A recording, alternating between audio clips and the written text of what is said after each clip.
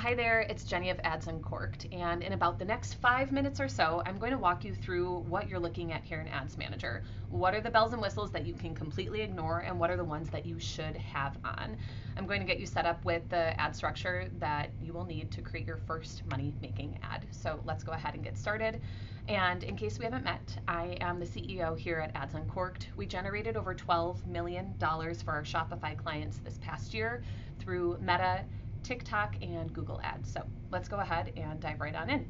The first thing you're going to do when you are here in Ads Manager is click on Create, and you have all of these different campaign objectives that you can choose from. As e-commerce brands, we will choose sales.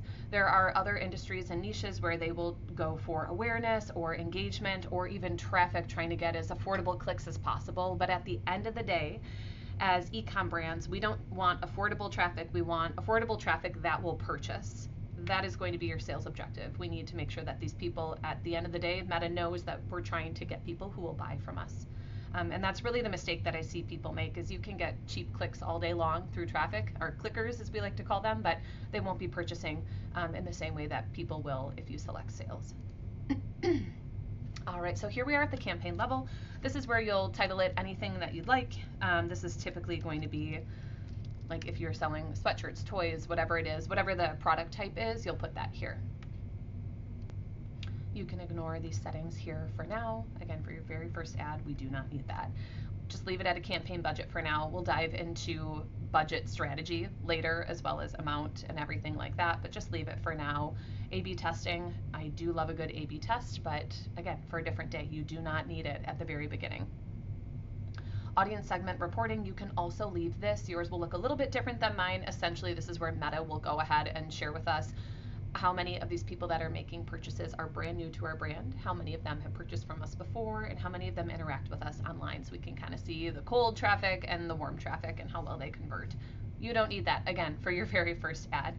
And special categories, we'll skip past this unless you are running ads related to employment or housing.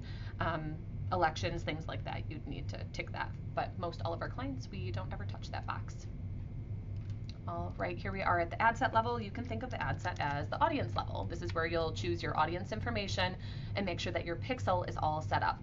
Reminder, your pixel simply relays information from your website over to Meta so that Meta knows what's going on and knows that your ads are working.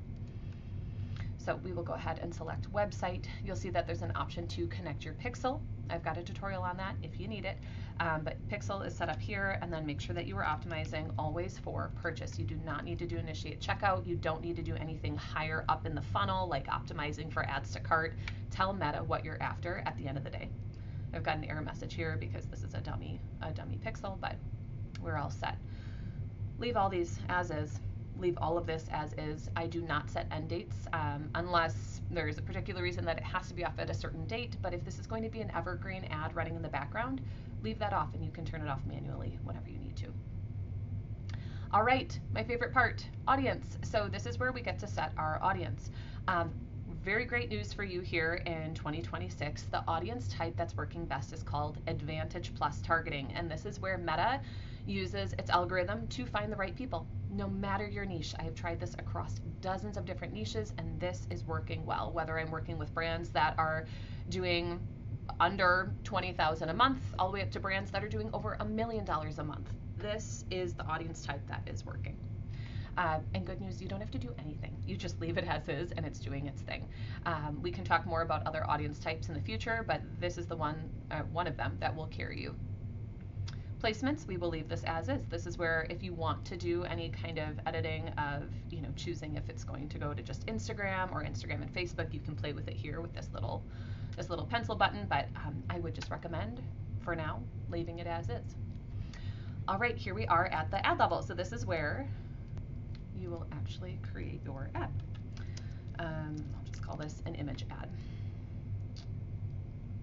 This must be an error. That's okay. Meta glitches all the time, as I'm sure you know by this point in time. It looks like it cleared itself out already, so that's good.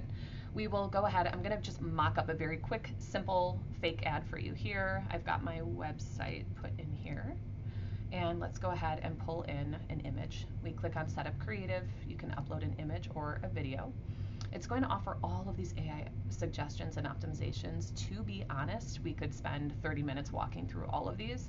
I am going to kind of breeze past them right now, but just know that you can connect a catalog where it will show other products that you have. I no longer have a Shopify store, which is why it's giving an error.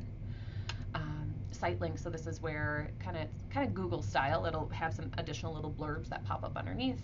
Again, I'm going to turn this off for now. I do end up turning off most of these here. Just going to grab a random image that's been uploaded before. This is how it'll look on feed. This is how it'll look on stories, and this is how it'll look over on the right hand side for people accessing via their computer, their desktop computer. So you can go ahead, crop these, replace it if you want. Honestly, I only upload a new version if it looks pretty rough. So primary text.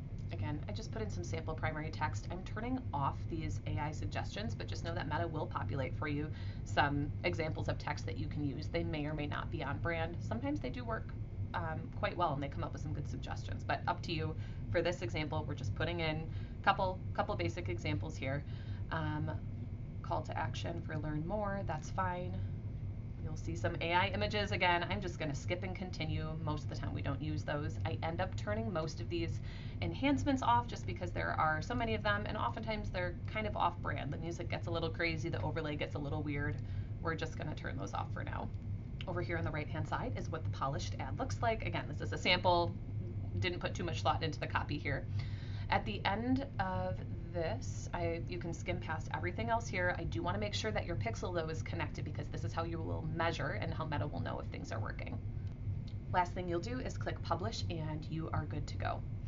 Now, if you enjoyed this free tutorial, make sure to stick around because I have many other tips, tricks, and strategy for you to get set up literally this weekend to get ads up and running for your Shopify store.